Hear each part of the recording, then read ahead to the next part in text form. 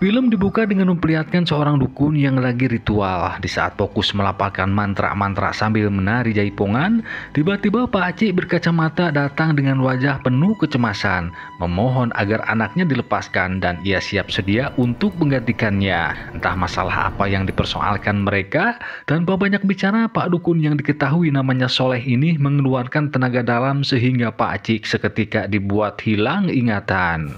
Paskan Saleh. Wow.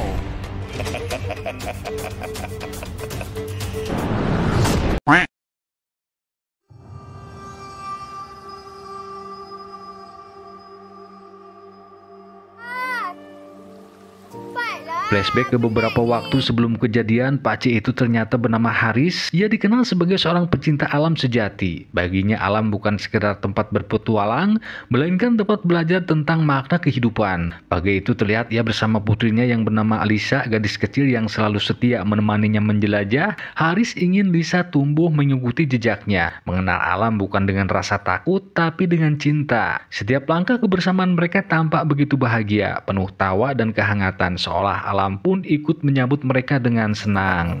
Itulah rumah kita sebenarnya. Di lain tempat, seorang anak terlihat memohon agar dirinya dibebaskan. Lalu dari dalam rumah muncul sosok ayahnya, Pak Soleh, sang dukun yang sempat kita lihat di awal film. Dengan suara tegas dan tatapan tajam meminta anak itu bersabar karena waktunya belum tiba. Tidak jelas apa yang sebenarnya terjadi, namun satu hal pasti, Pak Soleh sedang melakukan sesuatu untuk kebaikan putranya. Tak terasa 6 tahun pun berlalu, sang anak kini telah tumbuh dewasa, tapi permintaannya tak pernah berubah. Ia ingin keluar, ingin bebas dari tempat pengasingan ini. Kita boleh keluar dari sini bila lepaskan aku.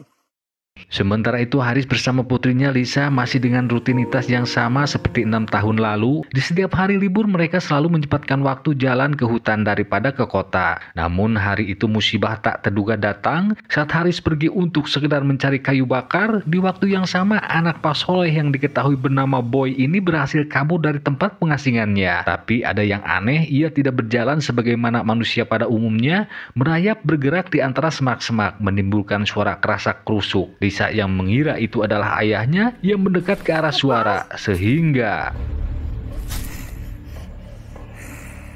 entah kerasukan atau memang pikirannya yang sedang sakit, si Boy menatap Lisa dengan tatapan penuh ancaman. Lalu berniat melakukan hal yang tidak baik, Lisa berteriak sambil berontak. Tepat di saat Lisa hampir kehabisan tenaga, Pak Haris datang tepat waktu dengan wajah panik secara spontan melayangkan kakinya hingga si Boy tersungkur. Saat itu juga Haris langsung membawa Lisa pulang, meninggalkan si Boy yang masih terkapar.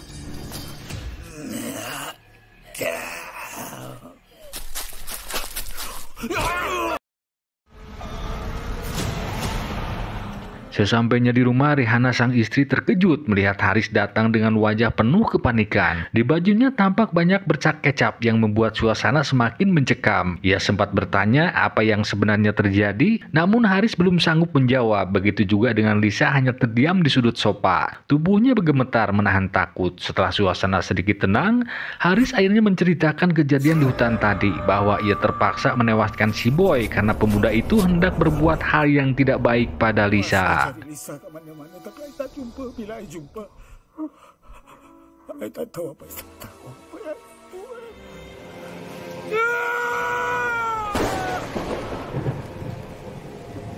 Scene kembali ke Pak Soleh melihat anak sematawayangnya sudah tak bernyawa. Sontak ia kaget, sedih, marah, campur emosi, lalu menggendong tubuh sang anak pulang ke rumah. Dengan keahliannya sebagai seorang dukun, ia langsung melakukan ritual, bukan untuk membangkitkan sang anak dari kematian, tetapi untuk mencari siapa penyebab atas kejadian ini. Asap kemenyan mulai mengepul, mata melotot, mulut komat kamit membaca mantra. Di waktu yang sama, Lisa yang belum sepenuhnya pulih dari trauma, kini mulai terganggu oleh suara bisikan yang menghantuinya. Lisa? Seiring berjalannya waktu, Lisa mulai berubah, wajahnya sering murung, matanya kosong. Setiap malam menjelang tidur, ia selalu diganggu oleh bisikan-bisikan gaib yang memanggil namanya. Hingga pada suatu pagi ketika Lisa bangun tidur, nampak sebuah tangan yang menggiringnya pergi keluar. Haris yang melihat Lisa berjalan menuju hutan, ia pun segera berlari mengejar. Dan alhamdulillah Lisa kembali tersadar, namun eta tiba-tiba. Kejadian begitu cepat, sosok pria berambut gondrong muncul menarik Lisa dengan kekuatan tak kasat mata. Sontak Haris kaget, langsung kembali mengejar, namun sosok itu ujung-ujung melepaskan Lisa, lalu menghilang begitu saja. Seolah ini memberi pesan teror masih akan berlanjut. Tanpa banyak bicara, Haris segera memeluk Lisa yang masih gemetar, lalu membopong tubuhnya dan bergegas pulang dengan langkah terburu-buru serta pikiran yang masih dipenuhi tanda tanya. Lisa, bagi tahu Papa. Waktu berlalu, hari pun berganti. Keadaan Lisa nampak semakin mengkhawatirkan. Kadang ia bertingkah aneh, tertawa hahaha sendiri, lalu tiba-tiba ngamuk tak karuan, melempar barang dan berbicara tidak jelas, seolah ada sesuatu yang merasuki tubuhnya. Melihat hal itu, kedua orang tuanya semakin cemas, tak tahu apa yang mesti dilakukan. Haris akhirnya memutuskan untuk mencari pertolongan. Ia pun mendatangi seorang yang dipercaya mampu memahami hal-hal yang tak bisa dijelaskan oleh logika manusia.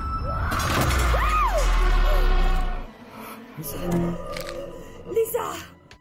Di depan sebuah musola, Haris tampak gelisah. Langkahnya mondar-mandir, sesekali menatap ke arah pintu dengan wajah tegang. Tak lama beberapa orang keluar usai sholat maghrib. Melihat gerak-gerik Haris mencurigakan seperti mau maling sandal, salah seorang di antara mereka mendekat, menanyakan maksud dan tujuannya. Setelah ngobrol sebentar, ternyata kebetulan orang ini Ustadz Ismail, sosok yang memang Haris cari untuk dimintai pertolongan. Karena tidak baik ngobrol di luar, Ustadz Ismail mengajak Haris melanjutkan perbincangan di dalam musola.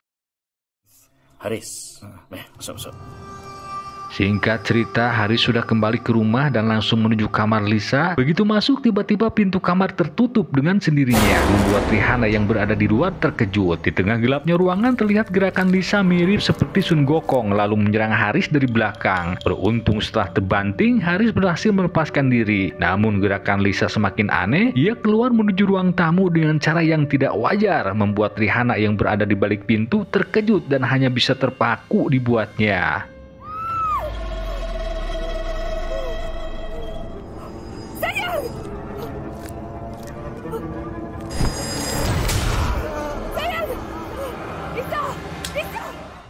Setelah ditemukan pingsan di ruangan tamu, Haris membawa Lisa ke kamar. Saat ia membaringkan putrinya di tempat tidur, tiba-tiba Lisa kembali kerasukan. Ia menatap tajam dengan nada suara seorang pria berkata, tidak akan pernah melepaskan anak ini.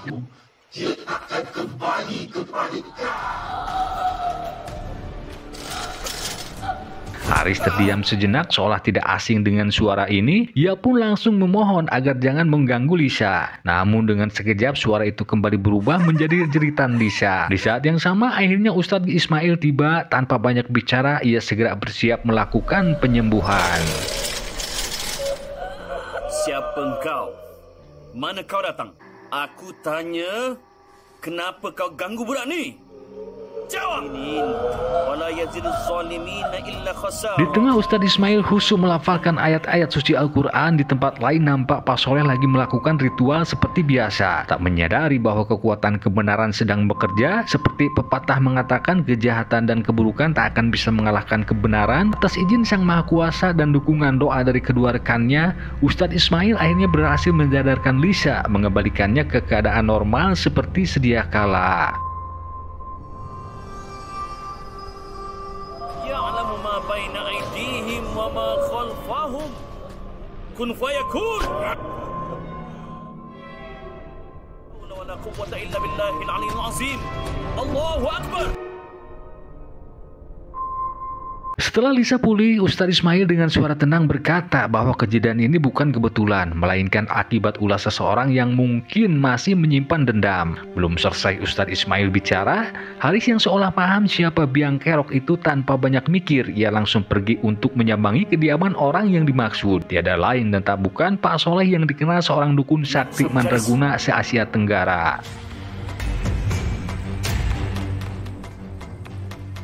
Sampailah Haris di tempat Pak Soleh. Di sini akhirnya semua fakta mulai terungkap. Masalah ini bukan hanya disebabkan oleh kematian sang anak, tapi juga karena urusan asmara. Ternyata Rihanna adalah wanita yang dulu Pak Soleh cintai, bahkan sempat hampir naik ke pelaminan. Entah apa yang terjadi waktu itu, Rihanna justru memilih Haris. Sejak saat itu rasa dendam mulai tumbuh, bukan hanya karena kehilangan anak semata wayangnya, tapi juga kehilangan wanita yang ia cintai. Sesuai apa yang diminta Haris untuk menebus dua kesalahan, tanpa banyak bicara, inilah yang Pak Soleh lakukan.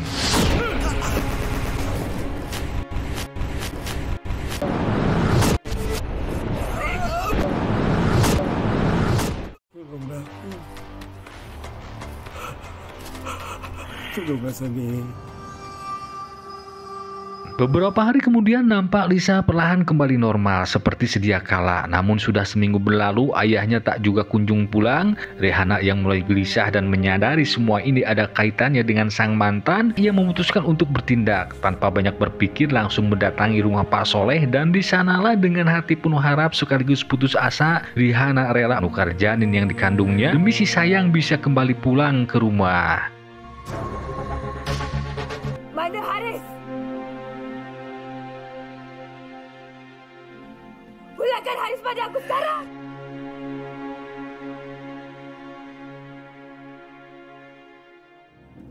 Kesokol Mama tak angkat.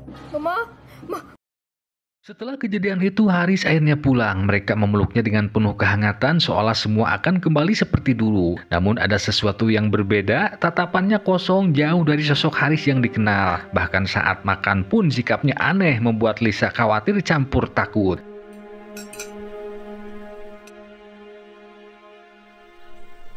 Hari demi hari keadaan tak berubah. Rihanna mencoba menenangkan hati berharap semua akan membaik. Tapi justru sikap Haris semakin menjadi hingga suatu pagi ia mau melakukan hal di luar nalur terhadap Lisa anaknya sendiri.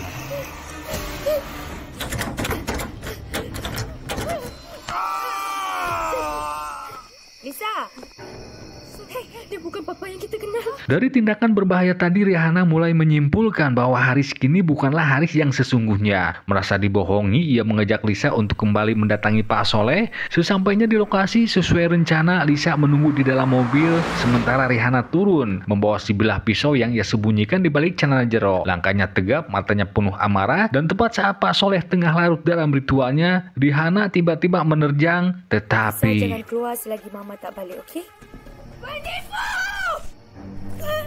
Waduh, tidak mempan brother. Merasa puas dengan apa yang telah dilakukannya, Pak Soleh tertawa lepas. Setelah berbincang sejenak, Rihanna kembali dan akan melaporkan hal ini ke pihak berwajib. Tapi begitu sampai ke tempat parkir, Lisa sudah tak ada di dalam mobil. Panik, Rihanna langsung mencari Lisa ke area sekitar. Lisa!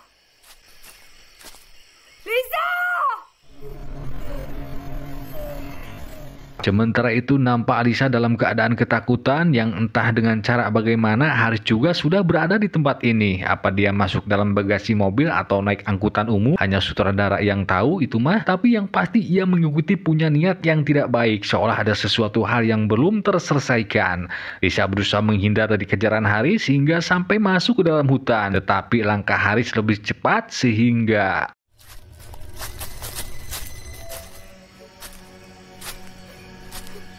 Gerakan Haris semakin agresif, langkahnya cepat, matanya penuh emosi. Lisa berusaha menghindar tapi tenaganya habis hingga akhirnya tumbang. Tepat saat itu, Rihanna datang mencoba menolong, namun Haris berbalik menyerang. Dengan kekuatan roh siluman Patkai anak buahnya Tom Samcong, Sung Gokong tidak diajak.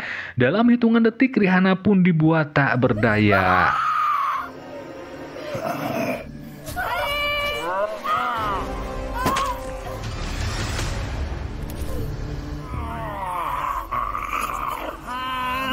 Di detik-detik krusial ini, Haris perlahan mulai sadar siapa dirinya dan siapa dua orang yang ada di hadapannya. Ia berusaha mengendalikan diri meski amarah dan kebingungan masih menguasai pikirannya. Setelah sebelah pisau menembus beteng buncitnya, kesadaran itu benar-benar kembali. Haris terdiam, lalu menatap Lisa dan Rihanna dengan mata berkaca-kaca. Saat itu juga ia sadar dua orang yang hampir ia sakiti ternyata keluarganya sendiri. Dengan suara serak, Haris menyapa Lisa dan Rihanna, menandakan ingatannya telah pulih kembali.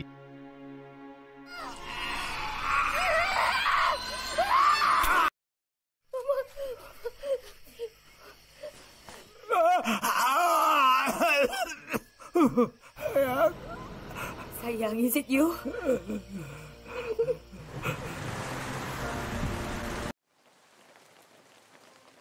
Di bawah rincik-rincik hujan yang turun dari langit, langkah mereka bertiga perlahan meninggalkan hutan. Suara air sungai terdengar tenang, seolah menutupi insiden yang baru saja terjadi.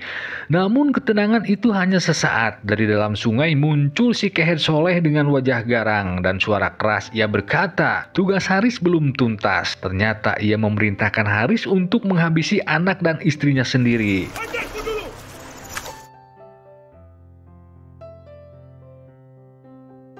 Kini dengan kesadaran yang telah kembali, tentu Haris tak akan membiarkan itu terjadi, sehingga pertarungan di bawah air pun tak terhindarkan.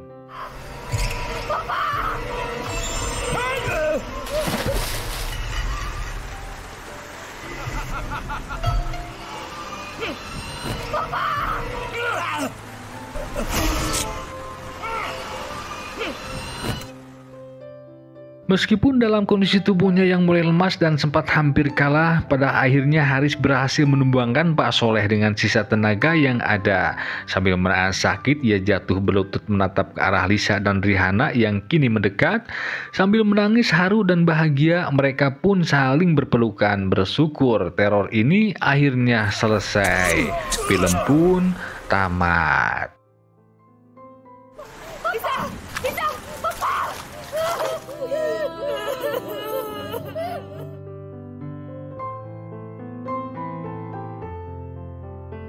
Pesan yang bisa kita ambil dari film ini adalah pengorbanan seorang ayah tak selalu terlihat, tapi terasa di setiap detik menjaga keluarga. Rela terluka, lelah, bahkan nyaris menyerah demi memastikan orang yang disayangi tetap bahagia. Karena cinta seorang ayah bukan soal kata-kata, tapi tentang keberanian dan pengorbanan yang tak akan pernah tergantikan. Terima kasih sudah menonton. Mohon maaf bila ada kata yang kurang berkenan. Jangan lupa subscribe, like, dan tinggalkan komentar jika ada hal yang perlu untuk diluruskan. Saya selaku owner channel Satpam Film pamit undur diri. Sampai jumpa di alur cerita film berikutnya. Wassalam, permios.